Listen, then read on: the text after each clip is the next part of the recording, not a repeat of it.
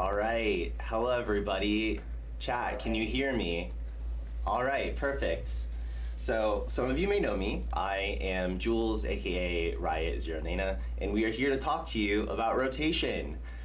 First, we're going to have our community lead, Matt, come on, and he's going to talk about communication and our plans of what we want to do with the community. And then we also have the executive producer, Dave Guskin, and then Plink, who also worked really closely on rotation. So let's get right into it. Here is our little presentation. All right, all about community. Matt, you want to come on? Sure. Yay. Thanks for having me.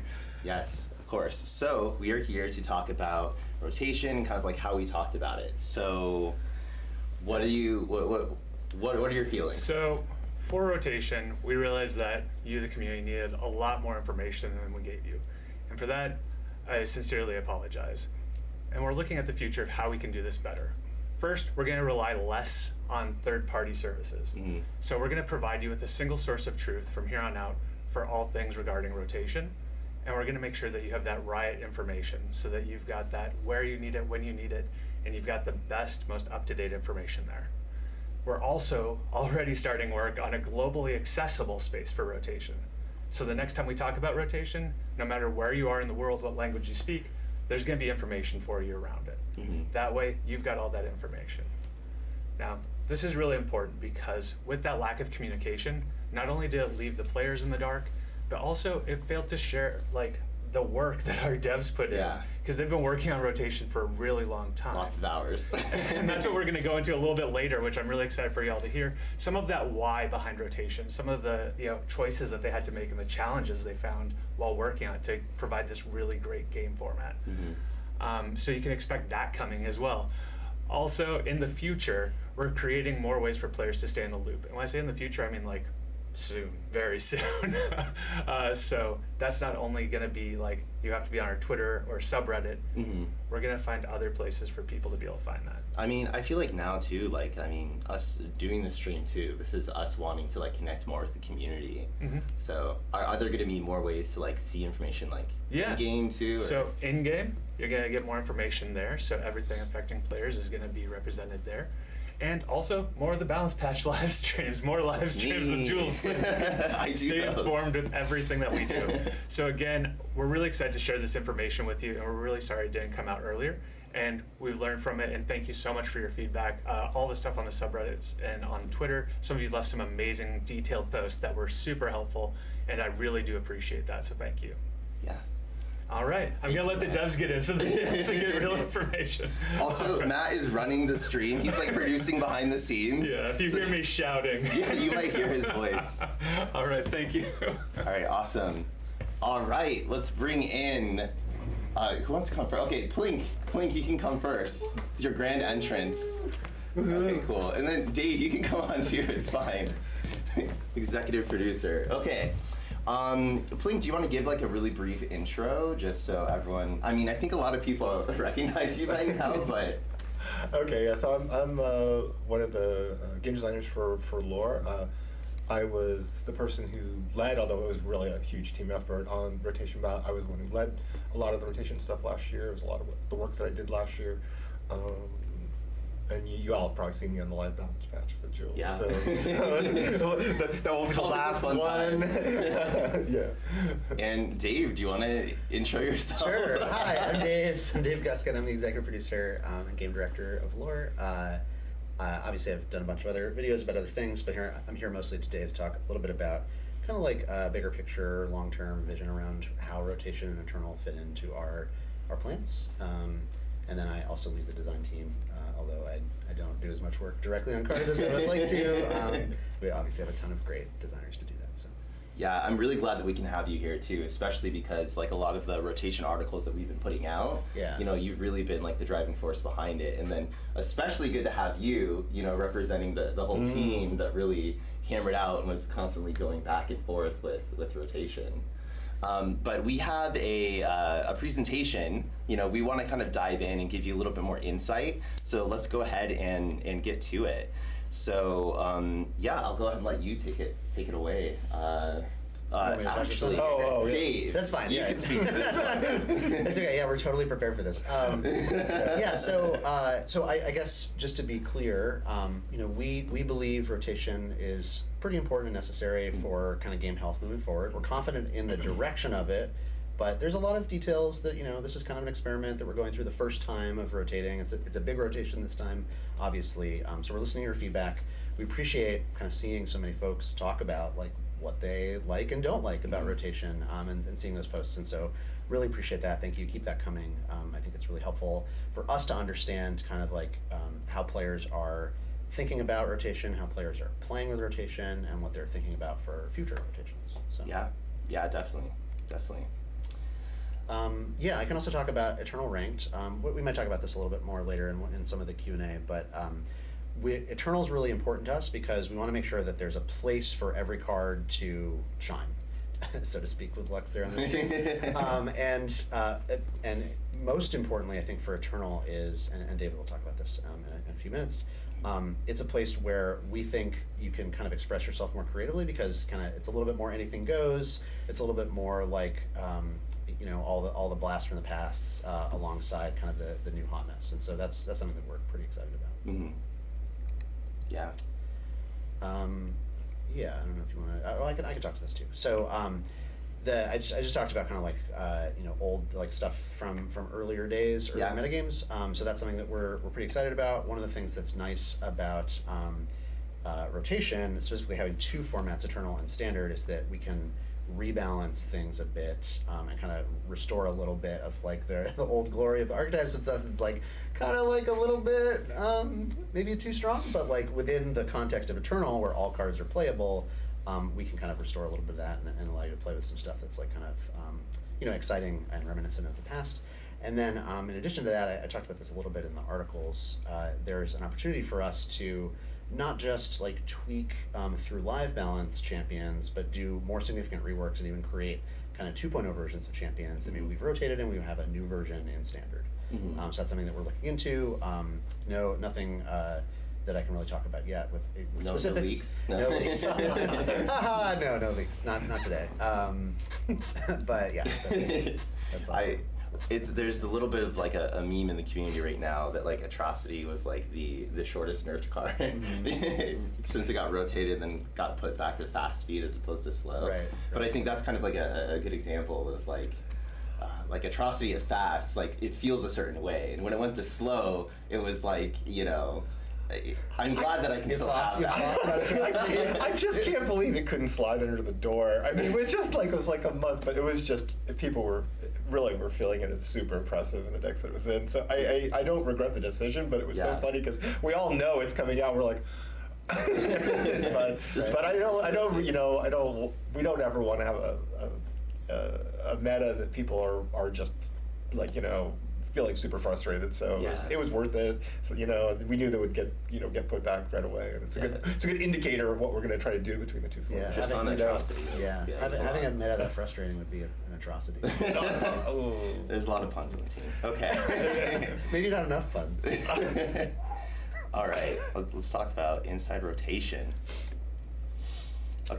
Okay, so I'm going to give you a little bit more in depth on what we're thinking about the two formats, and sort of I think this will hopefully give you some insight into why we move cards into one or into the other. So why we leave cards in Standard, why we move cards to Eternal.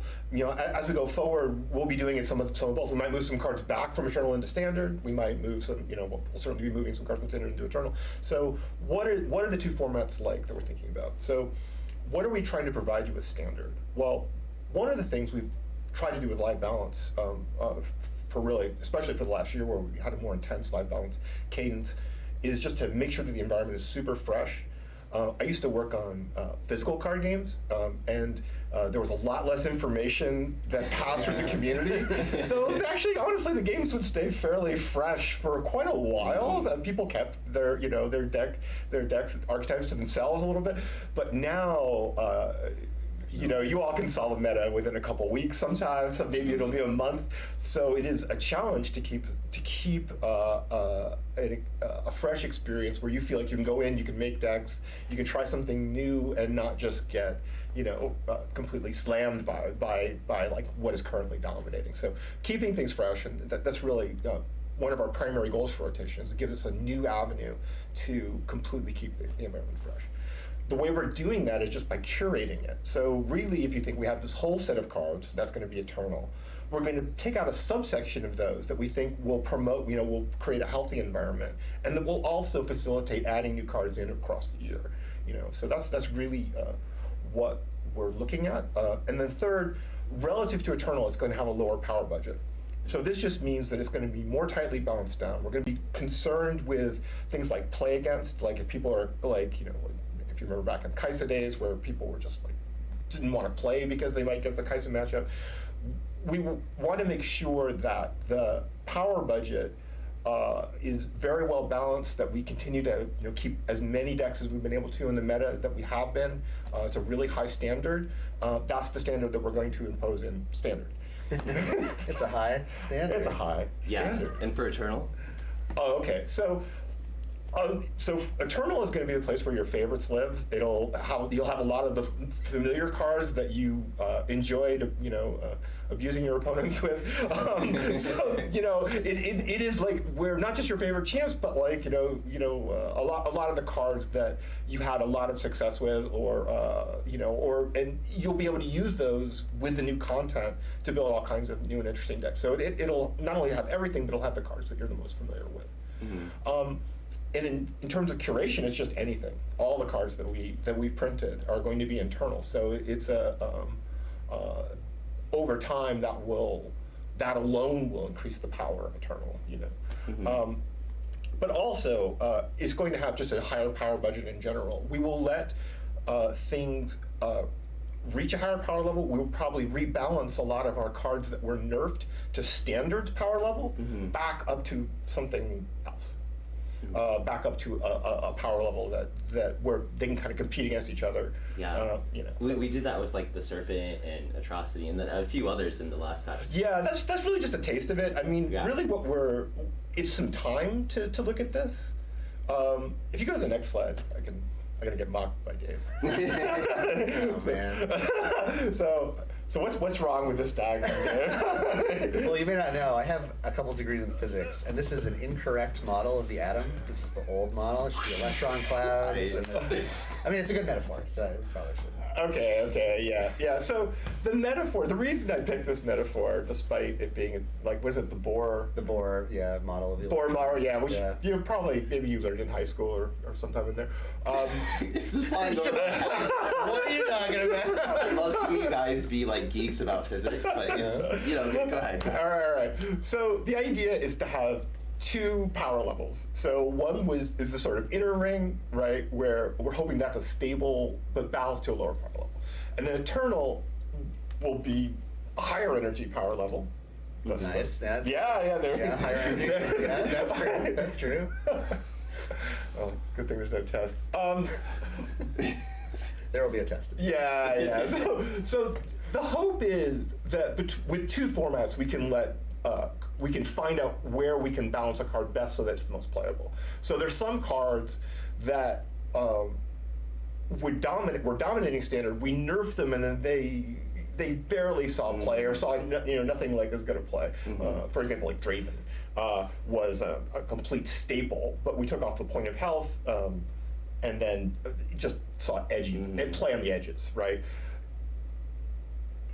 Possibly, certainly we're going to experiment with it. If we move Draven's health back up in Eternal, that will, that will be, it's a good stable point for Draven to be. That might be where he can live his best life, so to speak. His full power without steamrolling and making. Right. Hopefully there's other, hopefully there's other steamrollers. Okay, so really, before the Eternal season, we're going to take a really hard look at a lot of the changes that we've made. We're going to maybe look to make some other changes to raise the power level of Eternal up. So it actually sort of looks like this. I would say right now they're not that far apart in power level. Right, yeah, they're not. There's probably a little difference, but it's not that far apart. But as time goes on and as we balance Eternal back up a little bit more cards go into it, we should start to see a greater separation between the two regions of power. But I do want to stress that we're going to take as many stabs at increasing the power level of cards that, especially the cards that were people's favorites in Eternal, as we can. But our commitment is to have a good ranked, which means we want it to be a balanced game where there isn't like a 70% DAC or something like that. Like, we want this to still be a good competitive environment. So if it turns out that we can't make a change just because it creates a really super negative experience, or leads to a lot of imbalance, or it's just completely dominant, we won't make that change, hopefully. And we'll correct it if we do. Yeah. Yeah, I also, hearing you guys talk about it, you also mentioned that it's also another tool for balancing a curated tournament format. Yeah. I mean, the thing that's nice about having two formats is instead of having to have everything play together at all times, you have the option to say well, this is Eternal only, so I don't have to worry about how it conflicts with standard only cards, right? So I think that's a valuable tool. It's kind of like a new axis of live balance. Honestly, a little bit slower, but a little bit more drastic a change. Right. Yeah. Without just kicking the card out of playability. Right. Yeah. but Exactly. let's get into one of the reasons that you choose something for standard. Why do we really like it? Right. So I mean, I know we've talked a fair bit before rotation about why we would consider moving things out, but what we didn't talk about so much was why we kept things in. And this is a rule that we self-imposed very early on. Which is and you've probably noticed this, if you've looked at it, we put a lot of weight on keeping newer cards, and basically we imposed about a year moratorium, so that we wouldn't rotate anything without that. We wouldn't rotate anything within the last year for the most part.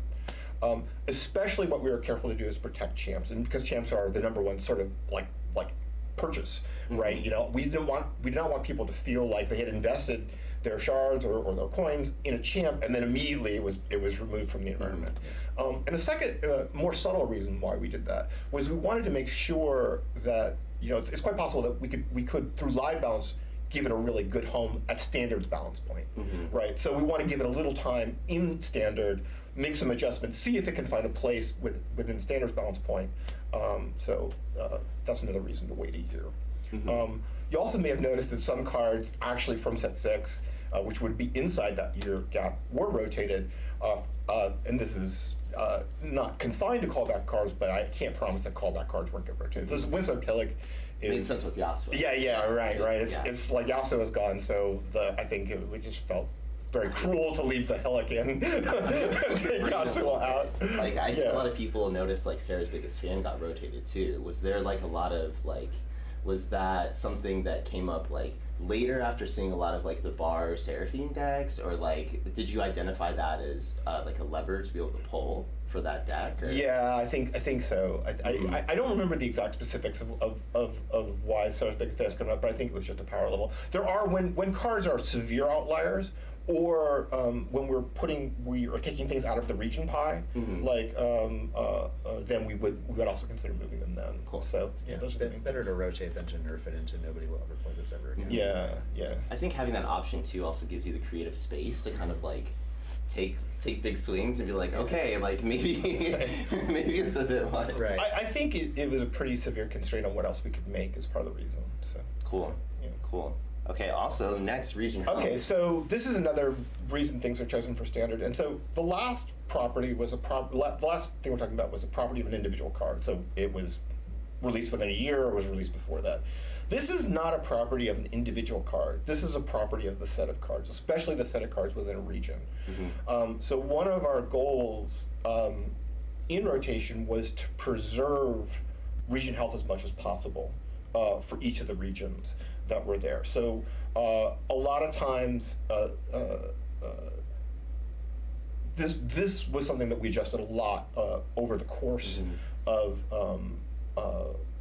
the last year in terms of rotation of which cards were going in and out as we learned more and more about what people played, what people didn't. So the first focal point is to preserve the strengths of the region, make sure that they still have access to the main tools for that region identity. We also optimally want them to have at least one champ that people would be drawn to build to.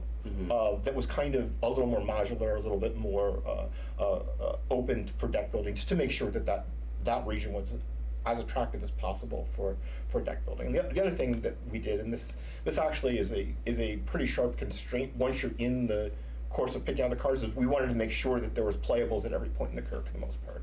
So that's another, it's a property of the whole, but it's another reason why certain things were taken in and out or preserved inside of standard. This is basically just the process of curation. We tried to make sure that you had a playable package within each of the sets.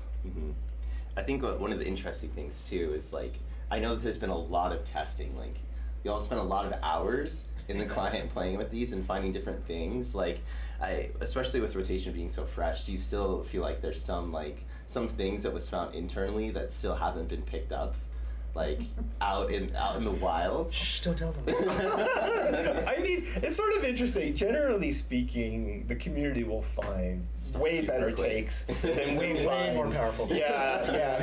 But it's interesting. Some cards, we will evaluate some cards stronger internally than the community does, and then later that turns out to be true. So that can happen. But I think generally speaking, there's so many people in the community. We have a lot of really good players, of which I'm not particularly one, but we have a lot of really good players, like Steve, there's Frank and Aaron, but there's only so many, Right. We even where it's our job. The three best players in the world on our dev team, there's still like millions. We're not gonna do it. But I do think part of it is too, though, when we were testing rotation, we were testing all our newer cards in a rotated environment for very early on. So even though rotation was evolving over the course of the year, and based on how people built with the sets that were released, based on what successes we had in the live balance. So that was continually evolving. Really, pretty much to the last minute, it was evolving. I would harass Brewster and say, "Hey, we just need one more patch. I know it's not strictly scheduled work, but so we had made changes up really pretty much up until the end, but." That was our play environment. So some of this is balanced against what is coming too. Cool. But I know that, I just want to emphasize how much work David and the design team did on this. Like, over the course of many releases that you saw over the past year, they were like constantly tweaking and like, it's like when the environment is changing underneath you as you try to design stuff, it's really hard. It's really hard. A lot of cards to juggle too. Yeah. Well, big shout out to Frank Scaron and Aaron Barrett, who are the seriously the brain trust for a lot of this. Yeah. I mean, although it's every dev really worked super hard. Cool. So let's move on. Let's talk some more presentation about Eternal and like how we really decided what would go into Eternal. Okay, so there's some of these things that have come up in the articles or come up in other times we've talked about it. I'm just going to review them, maybe give you a little slightly different take. So one of our main focuses here is just opening design space. That's design space for new cards. New cards are one of our, remember I mentioned earlier that what we're looking for standard is a fresh place to play as often as we can provide it. So one way it allows us to provide that fresh space is by opening up design space for us so we can make the new cards that fuel that experience. But even like when you rotate, like sometimes there's the underplayed cards. I think this has come up as well. Like sometimes there'll be underplayed cards that now can enter into the metagame where people realize, well, this is actually, I mean, it's not one of the cards left, but it's actually pretty good. And so when you contract the environment, it starts to acquire a little bit more of a limited in the sort of deck building sense of limited feel for you have to scrap a little bit more for good tools, things like that. The other thing is we also were clearing specific space for new champions and mechanics, and this is as cards were being made, we would shift cards in and out of rotation, and for example, Warning Shot was rotated. If you'll notice, there are very few zero-cost spells anymore. And one of the first things that we did was to pull them, because zero-cost spells actually are a bit of a burden on the design space in terms of anytime we have a spell slinger or imbue pattern where it's it's easy to cast. The zero costs are obviously fuel for that, and so it's not a healthiest space. However, when we were testing Samira, it really provided such a good, strong experience for the Samira players that we pulled it back in. Whether or not we need to balance Samira now is another question, but I do think that was correct, and this happened in both directions throughout the Eternal process. So it's really as cards are getting made. People would just come to me, Dave. Can you put this back in? I'm also a Dave. Yeah. I call Dave Blake, but I'm also a Dave. Yeah. Can you put this back in? I'm like, sure. That's what I'm here for. And so I would move a card back or take a card out. Yeah. Yeah. Then you'll test it and see all the things. Yeah.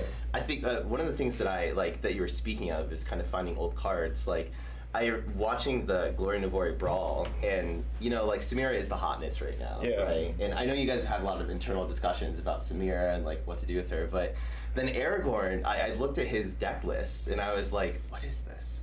And then he comes out with this like Jack and Jarvan the third deck, and for me personally, I'm kind of a filthy net decker, which I'm trying to build more now. Okay. This is like really encouraging me. But I was just floored because he 4-0'd everybody with that deck, and everybody was kind of like, huh? So I think that kind of speaks to Jack's some of the... big boy. Jarvan's a big boy. Like, there's only like the little people, it's like fine for a while, but like unless you adapt to, it could be a big big people's world, pretty fast. Truism in card games, that's for sure. That was really interesting, especially for me, like watching it. I was like, what is happening? Yeah. I think it's going to take a while to explore this meta. I mean, we definitely have, we're thinking about whether we need to make any adjustments. But I think it's such a new environment. Even with our incredibly talented community brewers, I still don't think they'll hit much of it within I'm hoping not within a space of a couple weeks anyway, right? Yeah. I'll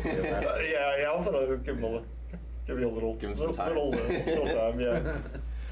All right, cool. And so the other thing is, this is also something that's come up. Like, as I said, we have a very strong balance point for standards. By strong, I mean it's restrictive. We also have really aspirational goals that you don't often see in a card game, where we usually like to have at least 5 or 6 decks that are viable, but none of them are dominant. That's our healthy meta. So over time, the difficulty of hitting that mark, it just gets harder and harder. And part of the reason is, even if you nerf a card, there was 3 cards that were just slightly worse waiting to come in to that part for aggro. Okay, well, we could hit rearguard, but we hit rearguard, it's just the next up, it's not going to really, it'll inch it down at most, right? So, especially with those smaller number cards, that's the case. So this having 2 balance points really gives us a lot more versatility for how we deal with these things, because we don't have to force everything into standard little ring, basically. Cool. Okay, and so this is a big thing. This is actually Tyler Morgan's project. I worked a lot with Tyler. Over time, I would say there was some irresponsibility in Lord's Region Pie. Basically, what I mean by that is basically a lot of regions were able to do a lot of things that they weren't supposed to do. And it wasn't clear, for some of the regions, it was kind of a one-stop shopping in terms of which mechanics they had access to, which elements of the game that they could affect. And one nice thing with rotation is we had a chance to cull that a lot and try to re-narrow the regions. Because the goal of the game is a 2-region game for the most part. The goal is you shouldn't be able to just completely stay within a region without accepting that you have some drawbacks. Okay, I'm not saying you can't have a mono deck. I'm just saying you have to accept that. How do I might not be able clear to weakness. Right? Yeah, clear some clear weakness essentially. And a subtler thing about this is when a region has access to all the tools that they need for a strategy, we can't really raise the power level of any of those tools. Okay, and this was true with Freljord's control package. So part of the reason we pulled things like healing from Freljord is to allow us to move some of their other tools up more, right? They just, it had ended up so that they had sweep, ramp, healing, just like everything you need to get to the top of the curve where they had big dominant units, right? Yeah. None of which we can make particularly strong if they have access to all of them, right? If you're not having to go somewhere else and find it. So this is something that is evolving in two directions. So one, we didn't clear the regions up all the way. It would have just been a little too destructive, and it would have violated our region health goals if we had done that. There are some changes that we wanted to make, but it was just too much, honestly, devastation. So with Freljord then, is healing gone out of Freljord? Like, what is this? So I think it's easy access to healing. I think it's not like I don't know if they have much healing at all at the moment, but I think it's not like they should have zero healing, but they probably should have Kindly Tavern Keeper healing, at least in standard. In Eternal, it's fine. In Eternal, it should be at a higher balance point. It's okay if they have access to more things. Tavern Keeper might not even be the best card that you can play, especially over time as we raise that up. But yeah, I wanted to mention you mentioned Tyler. Tyler's got some communication coming out about. Yeah, he's really the architect in the story. Yeah, definitely. Cool. But the other thing to mention there is when we say weakness for a region, that doesn't mean never have access to that effect. It really means not easy access to the fact. You've got to make a sacrifice Pay a of some price sort. for it, Right. yeah. Pay a price for Right. it, exactly. Makes sense. Right. Okay. I've given you kind of a lot of different factors that went into our decisions for why things stayed, why things went. And I just want to give you a little insight into what was the difficult part for us as a team and for me as the person sort of leading this team. A lot of times these things trade off, right? Well, maybe you have a champion that would probably be better in Eternal in terms of we could balance them more strongly there, but they're from Set 6. Right, where we have accepted that we want to protect the players and not just pull them out before they've had a chance to shine, or there's a champion that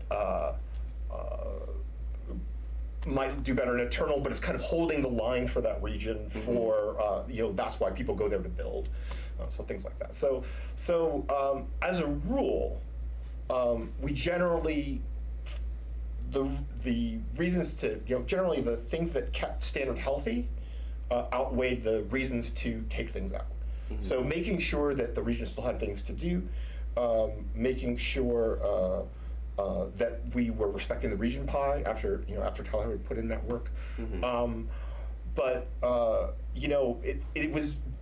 It just depended on how strong the other reason was. Whether, so a lot of times it was just a balancing act, a lot of internal discussion. And then when you shift one thing, right, it's like these are always opportunity costed decisions. I shift this into Eternal, that means something has to come back, right? So there's just a lot of back and forth, trying to juggle all the factors that were important to make both formats kind of interesting and healthy. So that's and we can talk about some specifics later with the questions, but I think that's the. That's basically what I'm saying. It occurs to me now that we should have had the Heimerdinger emote on this page of doing 5D chess and That's trying to exactly find the right, exact line. It's a work in progress, right? Obviously, things like rotation exist in this kind of strategy card game space, but this is the first time we're doing it, and our game has specific things about it that we're just even though we've done development on it for a long time, we're still learning. Yeah. And we're learning with the players as they break things. Yeah, I think also, I think at least in my experience, it's rare to try to have the second format right away. Yeah. Right, and be looking at that as another, to really be trying to two-space it. That's our goal. So we're gonna see if we can get that to work. Approach it. Yeah. Yeah. Yeah, definitely. I feel like we're in a constant state of iteration. Yeah, a lot of regional identity was learned from Bandle. We learned a lot from that expansion and took it into the future. Totally. But yeah, let's keep on going. Let's. We're gonna take some questions. Oh, question time. Oh, okay. It's question time. Yes, we got to hear Everyone's Matt favorite. from From beyond backstage. Right, one second. Yeah, go for it. While Matt is setting that up, one of the things too is that you know, doing this stream, and we have some more articles coming up. You know, we are really trying to listen, and the designers are constantly listening too. You know, we were talking, we kind of talk about it a lot, but I know you're mentioning that if, you know, a certain region or like archetype is coming under, like, you guys are really like looking closely and watching to make sure to shore it up. That's true. That's true post rotation too. I mean, we'll let the dust settle a little bit, but you know, we take our best guess. It's based on a lot of our own internal testing and also a little bit on the future. Yeah. So what cards are coming down the pipe. But if things are feeling deeply under, we'll probably make adjustments sooner rather than later for the regions. Yeah. So if it seems like regions have been shorted, probably expect some changes, and if it still feels shorted, expect more changes. You know, our goal is to try to get it back up to where they're all attractive. So if we missed a little bit, we'll try to hit that with left balance. Yeah. Cool. Matt has pulled up some questions. Okay. Julie can totally see. Yes, so the first one is it okay for multiple regions to have the same type of tool or mechanic, or the same archetype across regions? One example is burns or pings, draws. Like, in your idea of the regions, does that belong to several regions, or are we trying to really hone that into one region, or? I think it depends a little bit on the mechanic, but largely speaking, there's 10 regions, so we really, especially for core game mechanics, we're going to divide them up, Sure. right? There might be a place where someone is best, right? That we said someone is best, but you know, it might not even be the case. We might decide that they're best, but they might not even have the best card at any given time if we think another region is also strong for that. And that can happen with draw, which technically PZ is probably supposed to be best draw at, region, but they don't always have the best draw card. Yeah. You know, so we will, you know, move them around a little bit. But yeah, no, definitely we want what we don't want is one region to have all the tools, Right. or all the regions to have anything other than like attack and you know health, right? You know, like you want there to be some distinction. Otherwise, there's no point having regions. You know? I know you've mentioned like Pokey and Pytos, because they kind of serve, like, you really double down on the ping and Vandal and Pytos, but you lose the draw power from Pokey. So I think if you were looking, we pulled all draw, I think almost all draw, probably think most of the draw anyway, out of Vandal, and part of the reason why is Vandal gives you access to cards their own way, right? Like, Vandal is the premier creation region, right? So having that and draw, it's too much. It's literally too much. So and there, you know, it's interesting. Some of the cards that came in, and even some of the cards that came in before we released the last set and rotation, are intended as not exactly correctives, but ways of promoting the region health that we were after when I was talking about like what we wanted to make sure the region actually the mechanics. So I think Pokestick is maybe not the most egregious draw card, honestly. It's like just a, you know, it's a cantrip. replaces itself. Yeah, it just replaces itself. However, I think for Bandlet, it would be nice if we could double down on their strength, which is pinging, you know, ping damage, and remove the part that was their least, you know, their least part. So that was the idea behind that. But yeah, It's almost the perfect example, honestly. yeah, in a lot of ways. I have two slight follow-up questions Yeah, that actually sure. purely me. One is Yeah. like seeing like the Samira kit come out and seeing a lot of like plunder support in Noxus. Was that also an intentional choice of kind of like those two regions kind of like have a bit of synergy between, you know, the plunder archetype and kind of like a more like aggro burn strategy from Noxus, or was that part of? Oh, are you talking about Vandal's pings? No, I'm talking about Samira and the plunder kind of support that came out. You're saying like with Samira coming out, is this like adding to the Noxus region identity? Right. Well, adding kind of like plunder support within the Noxus region identity, is that kind of like a bridge between the two regions a little bit of like? I mean, I think so. In terms of Noxus has always been good at small damage, and so it made sense. Like it makes more sense in some ways for them to have it than probably made sense for Freljord to have it.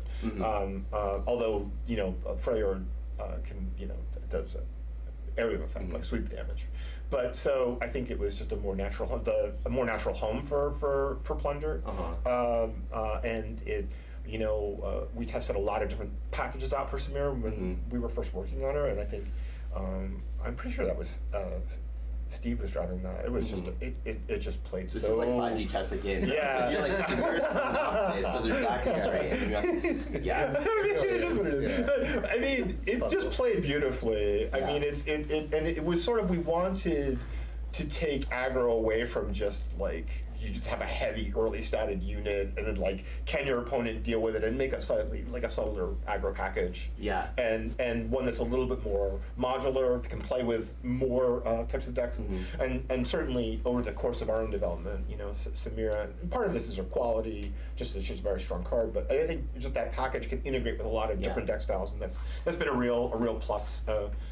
For us internally. To circle back to Bandle, what is kind of like the future of landmarks looking like? Because a lot of the landmarks got removed out of Bandle package. What is like? Well, I mean, partially we pulled Ziggs, and there were some cards that make less sense. Like Ziggs is concerned with like landmark destruction and like there's no moratorium in Bandle against landmarks, right? I mean, part of the Bandle tree was its own can of worms, honestly. Like in terms of it was very difficult to balance at standards PowerPoint in a way that wasn't frustrating. But for the land destruction cards, it wasn't clear how well motivated that was. I'm not saying clear how well that landed, really, honestly, but like it's not clear how well motivated it was if Ziggs is gone. But it's not. We're not pulling landmarks from Bandle. It's just more of a local thing. Yeah. It's the specifics of what they were I think less interesting once we removed Ziggs. Yeah, honestly, like to pull back the curtain a little bit. Some of the reason that is kind of Wild West in the region pie is because it came from champions. Like if a champion does a thing, you want to make sure that there's support for that champion in the followers and the landmarks and the spells. And it's like, wait, like is this really what this region is about? And so some of this is cleaning it up a little bit. A lot. It's not, a lot of it is what David said. And keeping authentic to these characters. Yeah, that makes sense. Yeah.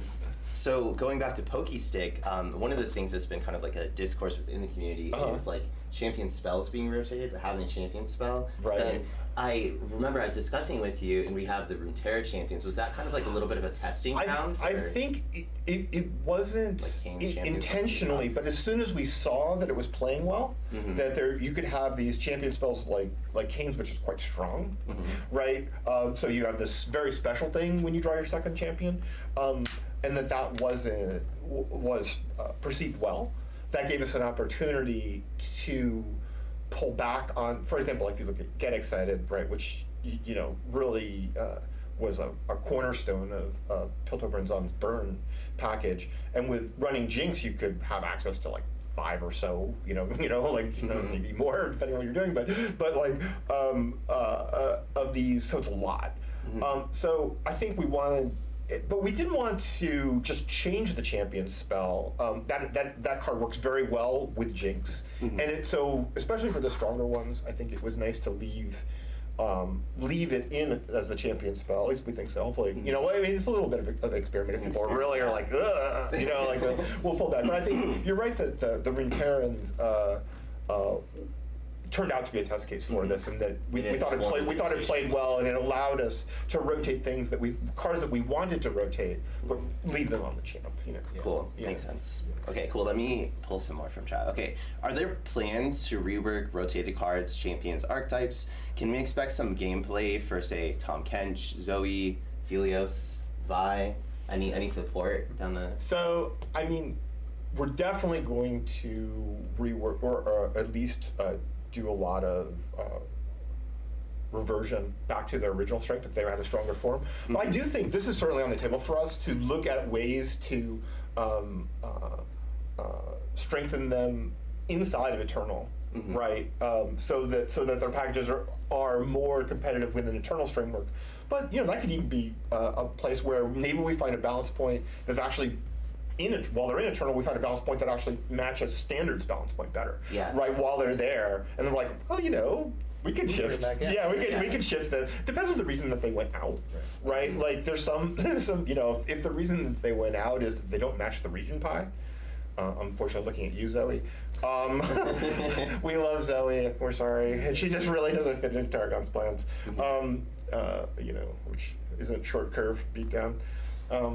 Yeah, so this is I've seen this one come up a lot, especially with some like watching some podcasts of some people, and they always mention this. But if design space is a concern, how are more open champions like Akshan or Nami not rotated compared to design like Hecarim? Like, what is the thought behind that? Now I'm going to take some flack because I'm the. Actually, I mean, with Steve, we did it together. Yeah. That's a co-design. Yeah. So okay, the truth is, Akshan was out. Akshan was dead out of rotation, like early out, and this is we were working on it for a Meaning while. you put him in Eternal. We put him. Yeah, We put him in Eternal, and part of the reason we had put him in there was.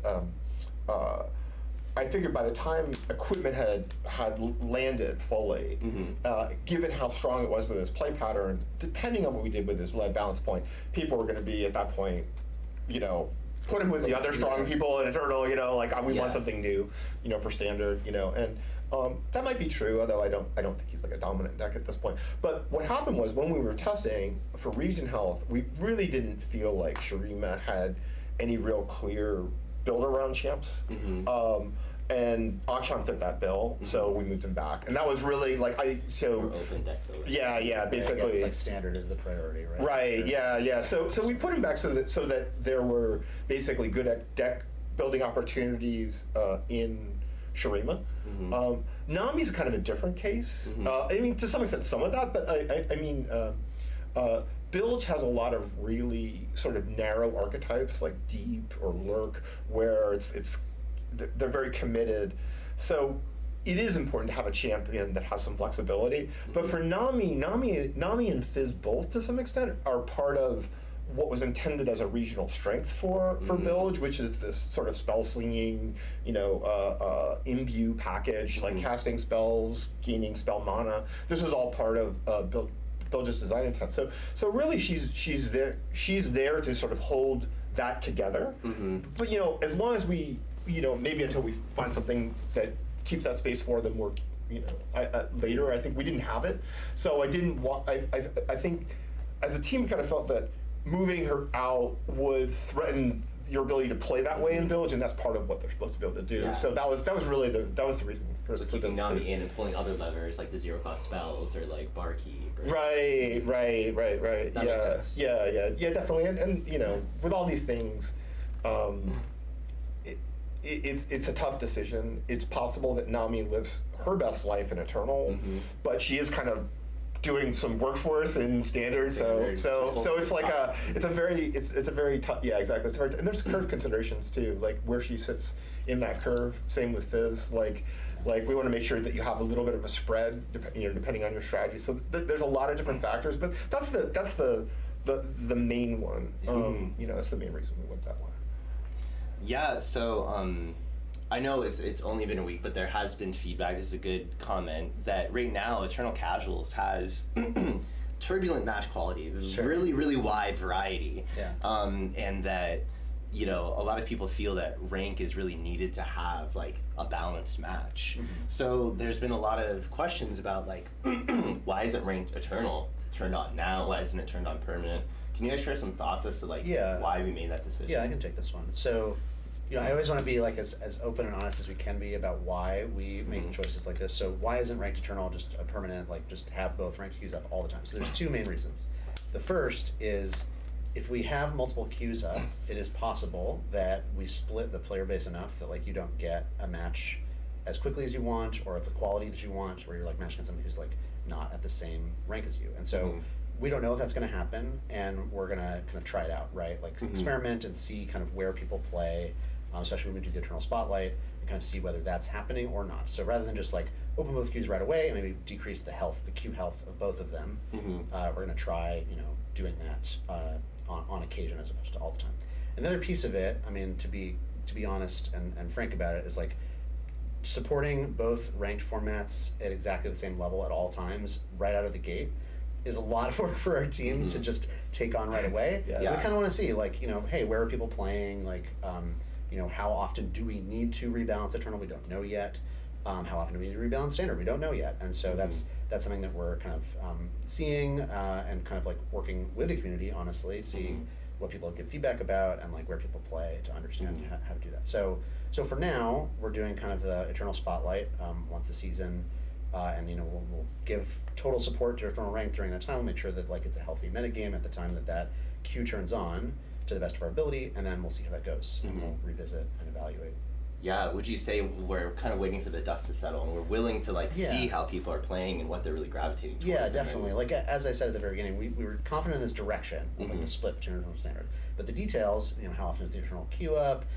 How much do we rebalance Eternal, versus Standard when we do live balance matches? Like that stuff is still work in Yeah. progress. So. Yeah, I've been working with Steve a lot on a lot of the competitive changes, and I know too, like we increased the window of when you can queue for the daily rumbles, Right. and we've definitely seen like queue times really like increase, and now Right. it's like now that we have that data, on top of like balancing and having those windows, like I know like we've been in discussions of like, do we narrow it down more? Right, Do it's we just everything's a widen it? trade-off, right? Like Yeah. we'll give people more opportunity to play when they want to, but then maybe they have to wait Wait a longer for little the bit longer to game. get Like to the how game. where do you land on that? And Mhm. so we were just listening to the community about like, okay, like What is which is acceptable? what's acceptable to you? And Yeah. so we picked a point and we'll revisit it. Yeah, definitely. Okay, next question.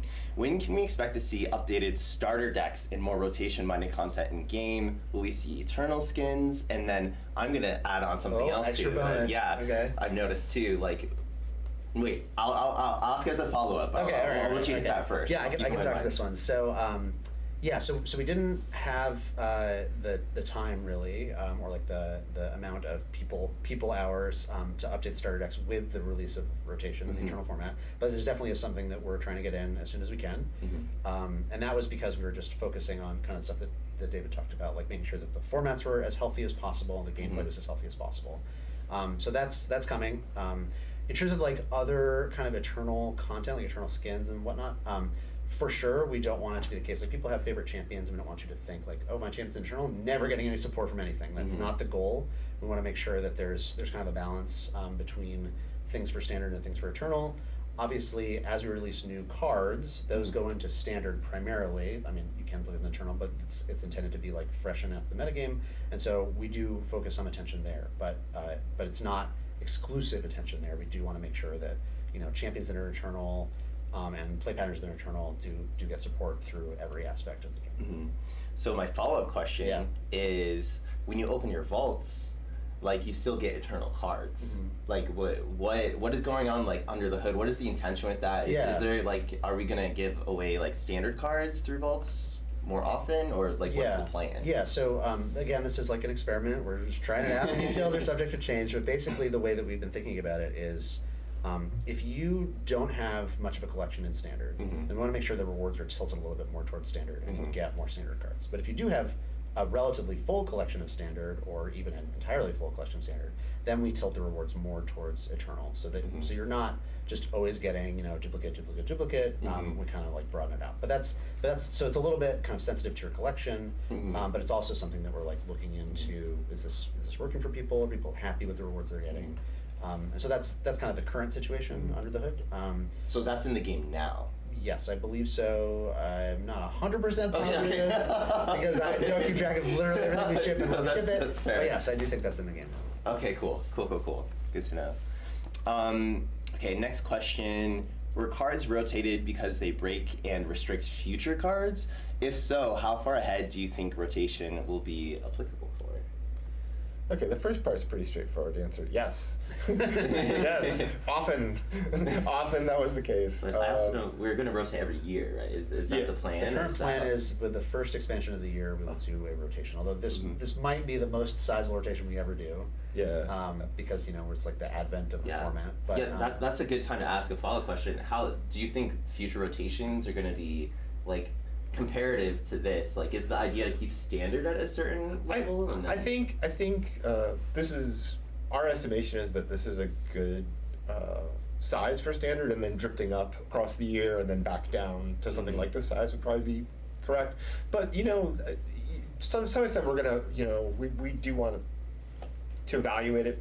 Yeah. Like it's possible that like 200 cards less is actually like really where it should be, or a little more. It's going to depend on what we see with the community. So I would say overall, yeah, expect less, expect this to be but- closer to the steady state. That's certainly our thinking going into this, but it's not. But you want to know, keep the possibility that if it needs to happen, you could do. I think we're really just taking our best guesses with this and getting data and then trying to then improve it. iterate. Yeah. It's really the method and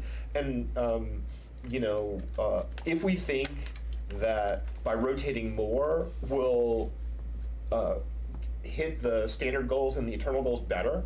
And there seems to be good evidence for that, and we try it internally, and like, oh yeah, this is even more fresh, or whatever, like if we think this is really like, oh, we should have, why didn't we do 700 originally, or something. Like I think a lot of this stuff is subject to tests, subject to community input and feedback, but our best guesses and our plan roughly is Yeah, which I see the next question that got pulled up is how much will player feedback impact rotation's future and focus on Eternal? But I feel like you guys have been a speaking lot. to that Honestly. a lot. It's, I mean, a theme here I think is we don't know the right answers. Like we like to think we're good at our jobs. We take our best shot. It's almost certainly not going to be exactly right the first time. You don't hit the bullseye every time, and that's why we are so open to working with the community, understanding how to iterate basically.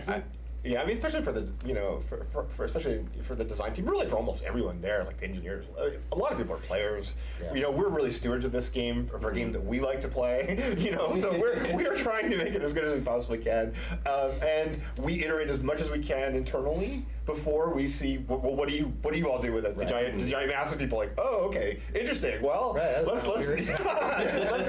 let's get this to a state that everyone is happy. Everyone is happy with it. I think that's really just our whole plan to the best of our time and ability. That's what we do. Yeah. So From the perspective, one thing too that I think, because I've some people have seen me like watching streams at 3 a.m. just still like playing lore. It's I'm a little. Do you have a play a little too problem? much. Yeah. I play a little too much, but one of the interesting things, like moving into community, like I've always played a lot of games in my life, is just like behind the scenes of like. Sometimes you don't like see as a player like everything's happening now, right? But there's a lot of development, like now that the dust is settling, now that I'm in the team and I get to talk to you guys, I see like all the discussions happening around like where the meta is and what is planning to happen. But it takes time to see those changes, and I think that's the biggest thing is like the development lead time to see us respond to the feedback. Yeah, and it's I'll pull back the curtain on development a little bit because it's true. Like some things take a long time. Like rotation was a year or more in the making, maybe many years when you think about like the original genesis of the idea and how we wanted to make it work for our game. And and people pitching for it, advocating for it, Right. and and I pushed to expand the amount that we were doing. I wasn't the only one. Right. Like there was a lot of discussion about the shape of it and a lot of elements of it. It really. Yeah, it was quite a while. Yeah, and then new expansions take more time. Yeah. Live balance patches we can sometimes do quickly, and sometimes there's reasons why they take a little bit longer to bake. And so there's a lot of different timelines to kind of manage at the same time. So. Yeah, especially with like a global game with all the languages that we support. Totally. So, is there a possibility that we might get more deck slots? I'm really curious about this. Yeah, too. I mean, again, I guess it's like a philosophy thing where it's like, well, we make a shot call, right? Hey, we don't know. Are people going to play Eternal and Standard at the same level all the time, and therefore they need more deck slots because there's just you can't hold all these decks? Like maybe, but we kind of guess like, no, maybe people are going to kind of tilt towards one or the other according to their own preferences or how they want to play. So let's like not add the scope to do that now. But if we do see a lot of feedback about it, or we see that play patterns are people doing both, then we'll definitely consider it. Yeah. Cool. Ooh, this is a good question. So, standard mode as it is right now, do you think it really reflects what we want Region Pies to be, or do you think it's like the first step towards the Region Pies identity? I know this is probably more of like a. Yeah, where's Tyler? Yeah, where's Tyler? Okay, so do you mean that I think that the Region Pies are kind of like what's meta and standard right now? Do you consider those to be like the regional identity, or do you think that maybe that's not necessarily? This feels like a secret question of like, if I look now at what this is I had the correct absolute. I don't. It's Maybe, it's not really. tricky. I mean, there's not usually going to be a single. I mean, hopefully regions will support multiple decks. Mhm. So it's very difficult for me to look at that question and say, yeah, these, like this, seven decks are- yeah, exactly, like certainly a lot of the decks make sense, Mhm. right? Like, for the region, Samira Fizz is like working in a couple ways along what we expect those regions to be able to do. Things like that, like, did we expect Set to just emerge as a control champion with Karma? No, actually. I love that deck. It was very creative, but like we do know that he has this late game role. Mhm. So in some ways it makes perfect sense to have adapted him this way, but I wouldn't say that would be Bilge's identity is super emergent there, like from that. Although we were trying to give Bilge access to something that they hadn't had quite the same way. I think a good follow-up is like, Yeah. I know some of the like reactions to like the last balance patch, like a lot of people are like, okay, is Demacia elites now? So I guess I think the core of this question might be like, Okay. is, like when we maybe buff up a certain archetype to be powerful in a region, is that Right. us saying that is the region? Yeah, I can tackle this one. a little Yeah. bit. Tyler will definitely go into this, I think, in better detail than I can give Yeah, today. But I'll work with We're him just on throwing that. Tyler totally Yeah, under the just like bus. we got a shaper in the chat. Everything. Yeah, so I think the main thing from my perspective is like there is an essential truth to the region, right? Like Demacia does have this like army of big stat kind of like mid-range boys. stuff, right? Right. But that's not necessarily going to be what's expressed the strongest in any particular metagame, right? Right. Like you're not just always going to have exactly the core every time. It's going to expand out in various ways in various metas based on the new cards, right? Like when a new Demacia champ comes out, that new Demacia champ will have its own identity. It's going to be part of that region's identity, but it's not necessarily exactly the The core. identity. It would be sad if like you wanted big square statted units and you're like, oh, I'd never go to Demacia for that, right? Like that would That's be essentially what the region pie is, that would yeah. be regrettable, Right. right? And part of the reason why the Badger Bear is so strong, honestly, is like, no, there he is, there's your beef. Yeah. But I think I do want to clarify one thing. We a lot of what we did for the region pie stuff. To clarify some of the identities was trimming. So we cut out things where they drifted into areas where they weren't supposed to be all that competent or strong, but they nonetheless had one of the best tools for it, or so we trimmed it. But I don't want to suggest that like the mechanics for Demacia need to stay within very tight bounds, right? Like we want new mechanics for Demacia that fit their core strengths. Yeah. So what our big goal moving forward with our designs is to look for places that we can realize the core strengths of the regions in ways that are different or distinct Yeah. from what we've had, So I think I'm not gonna open my mouth because I'll probably just spoil. so because all the examples that would come to mind are in fact the examples that are in our testing file. So I'm not going to say a word. Yeah, no, But I'll prevent you there. Right. At Yeah. a high level, it's like we want to Yeah. still be able to surprise, be like, oh, that what Yeah. a cool new Demacia thing. But when you look at it, you're like, oh no, that makes sense. That feels like a Demacia. Yeah, but Yeah. it should, if we're doing our jobs right, that should be a new feel, a new way into the mechanic. I think Samir's a new way into aggro for Noxus, Right. things like that. When- Like, When rotation hit too as well, like we saw, like Quinn and like Vayne make a bit of a resurgence with scouts and rally as well. So that's I'm glad to see like a little bit more like identity just between those two patches. But Yeah. okay, we have been going. I'm taking up a lot of your precious development time. Who knows what time it is? Let's Yeah, wrap this really. up. Let's do like a super fun question. no. Flink, what was the hardest card for you to rotate? Which one were you like, The I am back and hardest? forth, like it's in, it's out, and it's like what kept you up at night The heart's one to rotate. to rotate? Or maybe to not rotate. I mean, that's it's wherever you want to go. Okay, the easiest to rotate was Twisted Fate. Twisted.